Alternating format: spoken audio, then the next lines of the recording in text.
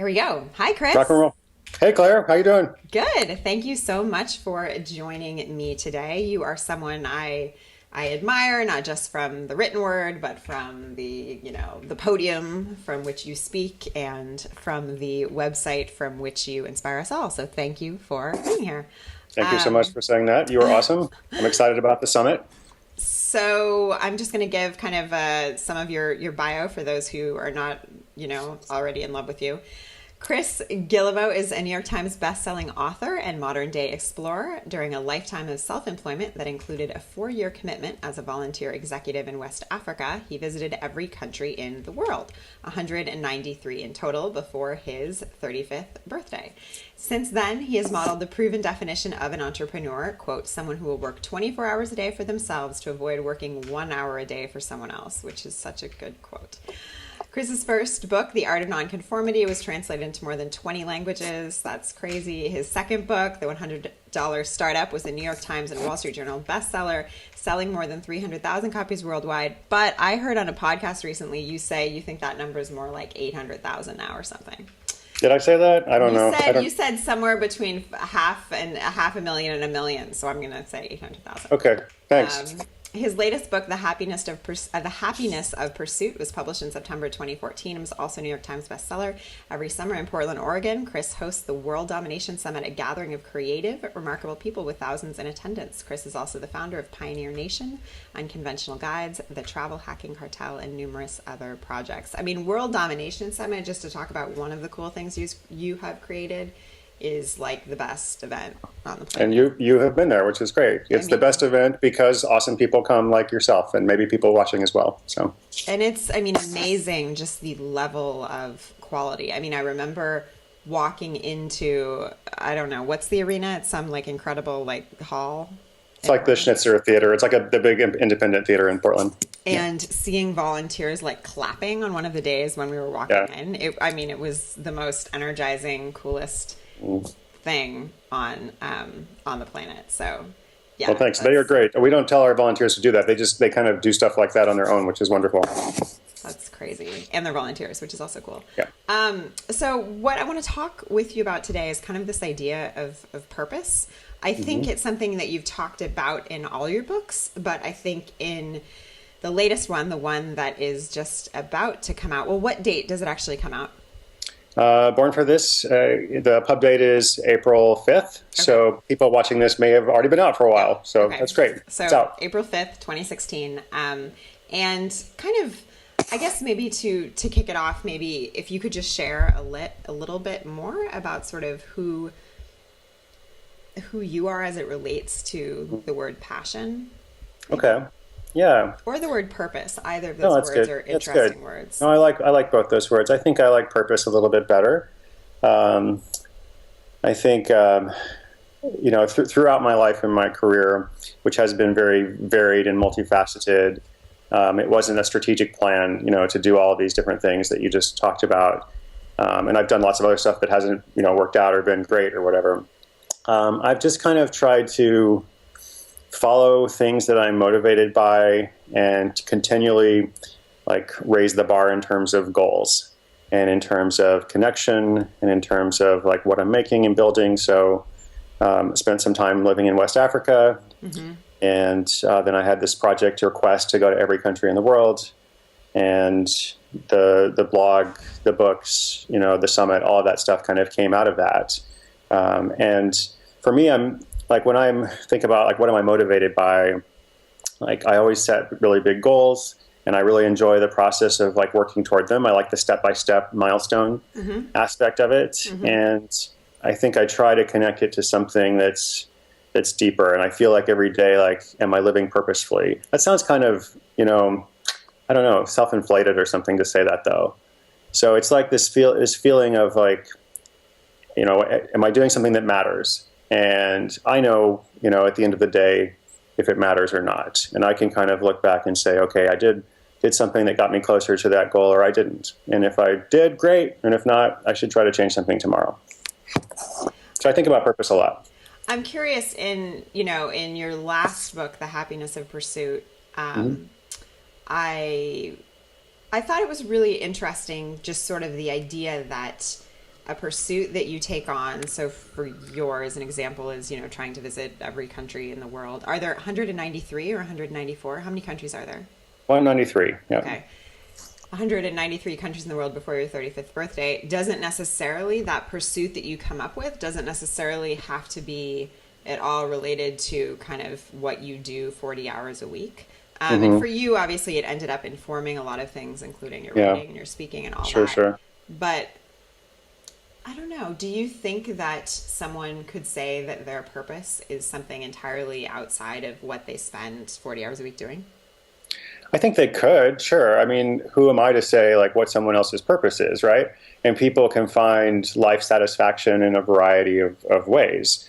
But I guess I would maybe just challenge it a little bit and say, okay, 40 hours a week is a lot of time, right? Like, so I don't know if I like the idea of it being completely divided. I just do this job because I have to pay the bills. Like, okay, that's fine. People have to settle and make compromises in life, but is that really the goal? Like the goal, I think, is let's kind of tie everything together. And maybe like, yeah, I do something on the side, my side project, but hopefully my work is also fulfilling. Hopefully it's also purposeful, and maybe it's not like the be all end all. But, I guess for me, I've been interested in convergence and like I want to enjoy my life. And that includes my work because we spend so much time at work. Right. So can it be separated? Of course. But I think ideally, in the ideal world, you're doing something that matters in both your life at night and your work during the day or whenever it is you go to work. So tell me what you mean by convergence. Convergence for me is like the intersection of all these things that matter. And so like in the new book that I wrote, Born for This, I spent probably 2 years doing all this research with people who are really successful. And when I say successful, like they define their own success, it's whatever they define it to be. And I saw that they had these three qualities in common. They all did something that they loved, and it was all financially viable. It was sustainable, so it wasn't just a hobby. And it was something that used a particular component of their skill. So it was something that was like only they could do it. Maybe it wasn't only them, but it was something that they did really well, right? So that's what I mean is like, so if you picture these 3 points, joy, money, flow, convergence is like, where can I find the intersection between them? And maybe it's a journey, maybe it's a process. Like when I was 15, I delivered pizza, and that wasn't my life purpose, right? But that's fine. Like I did that. But again, I think like if we're on a journey, like if we're on a process, like we're trying to get closer and closer to that. Because if you look at like people who are like hugely successful, you can kind of say like, okay, they're happy, like that's what they were born to do. That's what they were meant to do for sure. And even not just people who are hugely successful, but people that we know. Like you probably have friends or, that you're like, wow, that person like totally has found that spot. So that's what I mean by that. I'm curious, how much of your life do you think you've spent in that spot? I mean, I remember years ago listening to an interview with you, and I don't even know who, where you were talking about kind of the early stages of you building an online business while you're living in Liberia and doing kind of other work at the same time. And I mean, were you, so take that back. I don't know when that was, maybe 15 years ago, 10 years ago, whatever it was. Back in the day. Were you in that spot then? I think I was doing purposeful work then. I don't know if I had like the complete intersection. I don't know if I do now. I feel very fortunate and I feel very grateful for the life I have. And I think everything I was doing then certainly helped me with everything I'm doing now, for sure. Right. Yeah. There's a line in Born for This, your new book, I just want to read because I think it's awesome, and then sort of just have you talk about if that works. Sure. So you say, and this is something you just touched on, when talking to people who describe their dream job, I've noticed they tend to use very similar language. Phrases like this are common. Here's the first phrase. I feel like I've won the lottery. I can't believe I get paid for this. Another phrase. Don't tell anyone, but I like it so much I do it for free. Another one, work doesn't feel like work. It often feels like play. And even when it's hard, it's usually meaningful. I thought this was really interesting, and it reminded me of, so I was recently talking with Don Miller, about an Instagram post he had put up maybe about a year ago or something, because Don runs his own story brand. It's like a branding agency, for those who don't know. And he's obviously, you know, this crazy best-selling author, and he does that stuff also. And he's sort of been trying to work in his sweet spot, or whatever you can call it, for many years. And he put up this Instagram post, and maybe it was more than a year ago. And it was a picture of his desk in his office on Monday morning. And, you know, he said, you know, he had some amazing language, like work doesn't feel like work if, you know, if you don't, on Monday for me, it's great, whatever. I don't know what he said. Obviously, it was like well written or something, not like I just said it. And I remember I was in a really rough spot in terms of work, and I was really just starting kind of the process of trying to figure out, what are all these decisions I've been making badly, and why have I been making them, and how can I get on track? And I remember crying, which is like dramatic or whatever. But I was telling him this, and he just kind of, it was this funny reaction, because I think that he, like many of these people that you talk to in Born for This, honestly sometimes don't get what it's like on the other side, or maybe they remember from their past. But when you're in that spot where you love what you do, it's hard to imagine being someone who has to wake up every day and do something you don't want to do. Right. Well, I think, you know, most of us at one point or another, we have had the soul-sucking job, or we've had something, you know, that we can kind of reflect on. And so a couple of points, you know, you mentioned the career lottery. Like, I feel like I've won the career lottery. And I think that's really interesting, because, you know, the actual lottery is not hackable. There's nothing you can do to like improve your odds in the actual lottery. Right? I mean, maybe there is. No, that's a great phrase, though. The actual lottery is not hackable. Right. But the career lottery is. So that's the thing. It's like there are specific actions you can take, and tips, and, you know, strategies and tactics that you can apply and actually see a market difference, whether you're working in a job, whether you're trying to change jobs or change companies, whether you're trying to go out on your own. Like, there are things you can do. And maybe it's not like from Monday to Tuesday. It's not like Monday you have the bad day and then Tuesday everything is perfect, for sure. But you know, I guess, like, and part of what I hope to do in books like Born for This, I'm not really talking about celebrities. I'm not talking about like people who have it all. I'm talking about just regular people, you know, who have had struggles, who have had mistakes and failures. And in fact, one thing I was really surprised by through all the research is that a lot of these people actually have made a lot of mistakes. And it's not like the more mistakes you make, the more successful you're going to be. But most of these people have not followed a linear path. It's not like they knew, like, this is what I'm going to do with my life, and here's step one and step two and step three. They actually had lots of changes along the way. They kind of went back. They came to a fork in the road. They chose one path. It didn't work out. And then they went back and did something different. So I think to me, that's interesting. And to me, it's like, you know, how can we apply these lessons for ourselves? What can we do to get out of that place? But I kind of think about, like, that's a good point you made, because, you know, I also feel like that, like, my life is pretty good. I do what I love. I don't want to make people feel bad, you know, because of that. Hopefully, like, I want them to see, okay, how can I do this for myself in my own way, right? Well, and to not be like Claire, not be like Chris, but like somehow, you know, I want to create this purposeful life, and I am dissatisfied now. Being dissatisfied is a great place to be, by the way. You know, it's if you're just kind of accepting the situation, that's not so good. But if you're like, yeah, like, I don't like this and I want to change, that to me is very positive.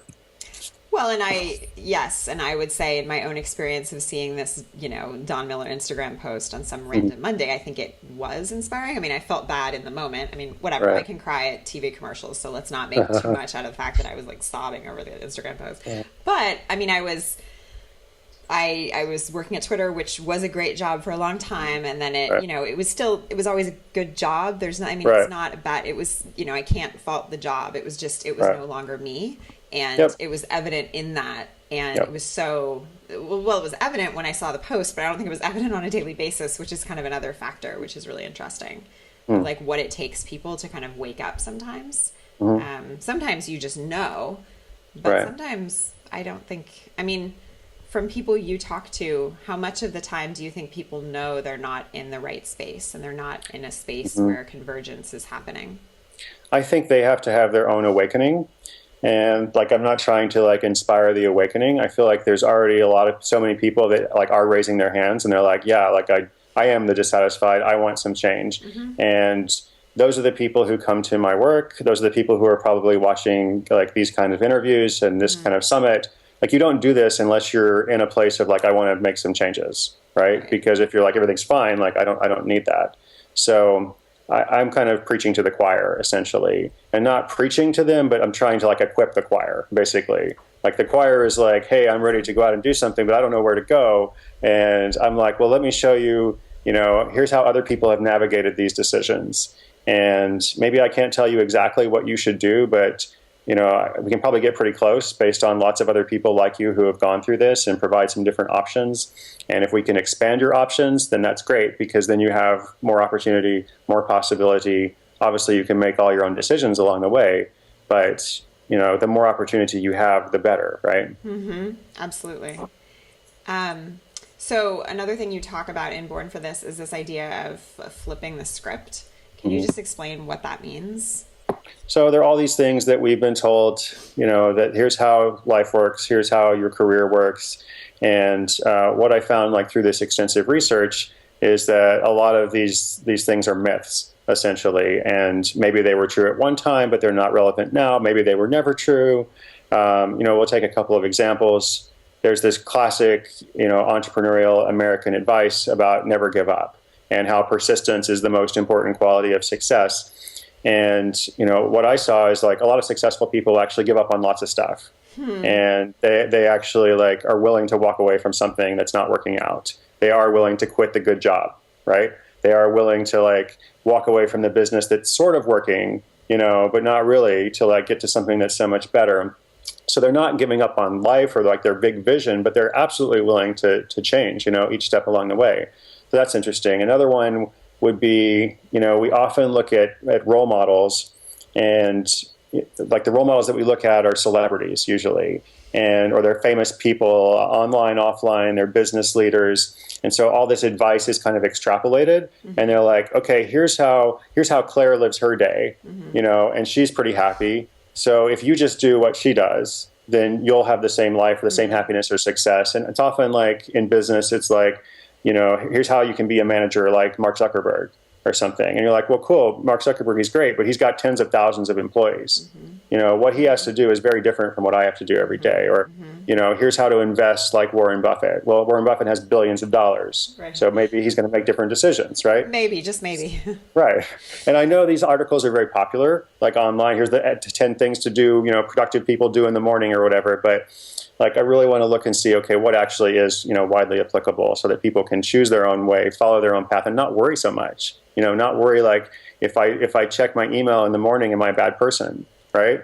Am I going to fail in life if I don't, follow these specific rules or whatever? So. Oh, I love that. I mean, I think a lot of people watching today have had that exact worry. I think because when you start sort of thinking about the work you're doing, and if you're doing what you want to be doing, and if you're doing it the way that, works for you to have a fulfilled life at the same time, you immediately start kind of this process of going down the internet rabbit hole and consuming everything you can. And right, I mean, you find out you should never check your email in the morning, and you should never have caffeine after 10 a.m. and you should have a morning routine that involves yoga and meditation and all these things. I mean, you could do 500 things every day just by what the internet tells you to be. Or you could also read the opposite advice, and it's like you have to just figure things out for yourself and chart your own path. But I think it helps to chart your own path based on experience, based on research, based on other people's journey, because then you might be able to save yourself some steps. So that's essentially what I try to do.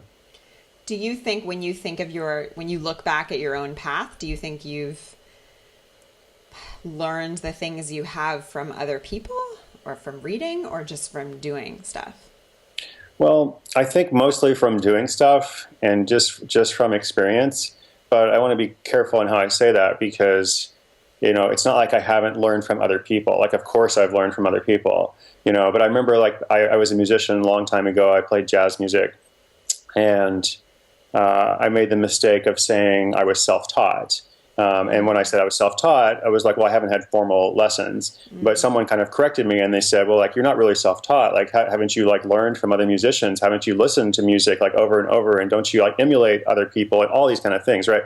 So I have absorbed, so much from so many other people who have gone before in different ways in writing and entrepreneurship or whatever. But for me, the best way that I learn is actually by trying to do something and seeing what happens and then adapting from there.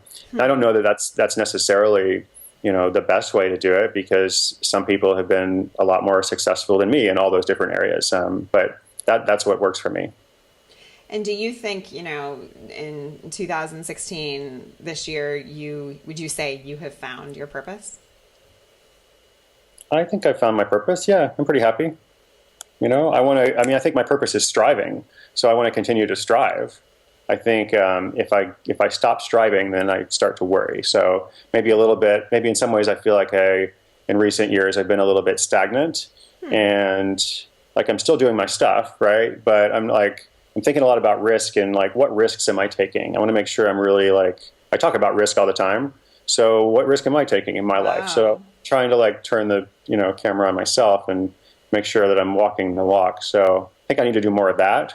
But otherwise, yeah, I feel like I've found my purpose. At least I found the direction. I know what I'm supposed to do. And I don't know what the final outcome will be. I don't know exactly what I'm working toward, but I feel, pretty confident that I'm on the right path. Do you think people have purposes for different stages of life? Or do you think... Sure. I think there are seasons. I think there's this great Steve Jobs quote about how, when you're trying to find your purpose or whatever, you can't always connect the dots looking forward, but you can connect them looking back, right? And the way he says it is you have to trust that the dots are leading you to this bright future or purpose or whatever.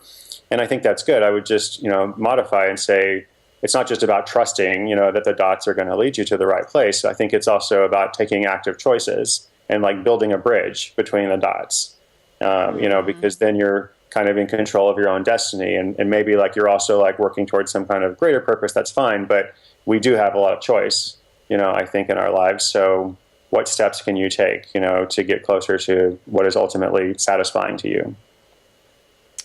Okay. So just a couple minutes left, but if you were sitting down in Portland today, as you are, and there was someone sitting across the table from you who didn't want to read all your books and just wanted you to solve their life in 30 seconds. Okay, great. I'm ready. What would you say the first thing they should do is? Okay, so funny story first. When I was, I had my first book out. This is 6 years ago. And there's no author school, this, right? Nobody tells you here's how you be an author, right? So I had the first book out, and I was in New York City at the very first book signing I'd ever done. And all these people are in line, and I don't know how to, what's the protocol? What do I say to them? How do I sign the book? You have to figure this out. So the very first person comes up, and she's like, oh my God, I'm so happy to meet you. I just have one quick question for you. What should I do with my life? I love it. And I was amazing. That's perfect. Okay, great. Wow. Okay. That's perfect. I'm like, wow. Okay. I don't even remember what I said to her. I was I'm looking at all these other people in the line. I don't want to disappoint her, but then the bookstore people are come on, it's just oh my God, so how would I say, what would I say? That person was me. Yeah. And you were so disappointed. You're probably crushed, It's been 6 years, and here I am back. I know. So we talked about joy, money, flow very briefly. I would say let's start making a list. Let's make some lists. I'm a big list maker. Ooh. What is it that brings you joy or happiness in your life? What is financially viable or sustainable? If you're not sure what that is, what are your skills? And let's think about all of your skills. Let's not just think about your college degree or whatever training you had or what your first job was. What are you actually good at? And if you're not sure what you're good at, ask other people. Ask people that you work with, because they can often identify skills that you have that you don't necessarily know. Things come easy to you that are actually hard for other people. So when there's a task and they give it to you, they're kind of hey, Claire's really good at this. They're picking out your strength. So let's start taking some inventory. And then let's start, the second part is taking actions, small actions or big decisions that are going to get us closer to those things that matter to us. And I do believe that's the right direction to go in. And you can go lots of ways from there, but if you're focused on those things, I think that's the right start. That's an amazing place to start. Where can people find you? They can find me at chrisguillebeau.com or Chris Guillebeau on all social, or they can go to bornforthisbook.com and they can learn about the book. Thank you. This was so Thank you. awesome. I'm really appreciative. Thanks. Thank you.